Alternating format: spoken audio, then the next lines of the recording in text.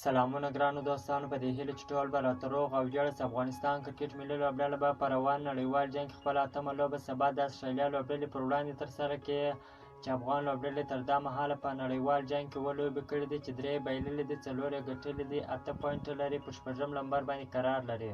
افغان لوبډله درې ورځې وړاندې د هند ممبۍ ښار ته ورسېدله، چې خپله اتمه لوبه د اسټرالیا پر وړاندې په ممبۍ لوبغاړي کې ترسره کړي. د ممبۍ پچونو ته که وګورو، د فسټ بالرانو او د بیټینګ دپاره ډېر جوړ دی. د اسټرالیا سره فسټ بالینګ او بیټینګ ډېر ښه دی، نو افغانستان سره هم داسې بیټینګ هم شته، فسټ بالران هم شته او ښه سپینران هم شته، نو افغانستان کولی شي چې اسټرالیا ته ماته ورکړي.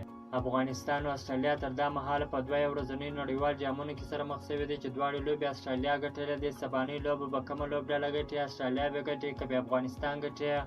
افغانستان د 2023 نړیوال جام کې غټو ټیمانو ته ماتې ورکړې، لکه انګلینډ، پاکستان، سریلانکا، نیدرلینډ لوبډلو ته ماتې ورکړې دي.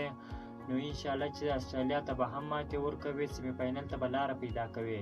او بل د افغانستان کرکټ ملي لوبډلې چټک تیز توپ اچوونکي نوین الحق د اسټرالیا لوبډلې ته پیغور ورکړی دی، وایي تاسو اوس هم د افغانستان سره نه لوبیږئ، که خپل د 2 پوینټونو په ګټه لوبیږئ. په 2020 کې چې څنګه د افغانستان حکومت بدل شو، نو د افغانستان کرکټ د انجونو باندې بندیز ولګېدی.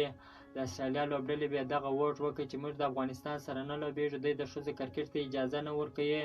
د افغانستان او د اسټرالیا سیریز هم وه، اسټرالیا دغه سیریز لغوه کړي. بیا هم خپل د کرکټ اتلانو ته دعاګانې کوي چې اسټرالیا ته ماته ورکړي او سیمي فاینل ته هم لاره پیدا کړي. اسټرالیا ته به هم ماته ورکړو، د اسټرالیا به دغه غرور هم پر سر باندې مات شي. که مو چیرې دغه ویډیو خوښه شوې ده، په چینل کې نوي یاست نو حتما زموږ چینل هم درسره سبسکرایب کړئ. که مو د فیسبوک پیج تر اوسه نه یې فالو کړی، نو حتما زموږ فیسبوک پیج هم درسره فالو کړئ. تر بلې ویډیو پورې د الله په امان.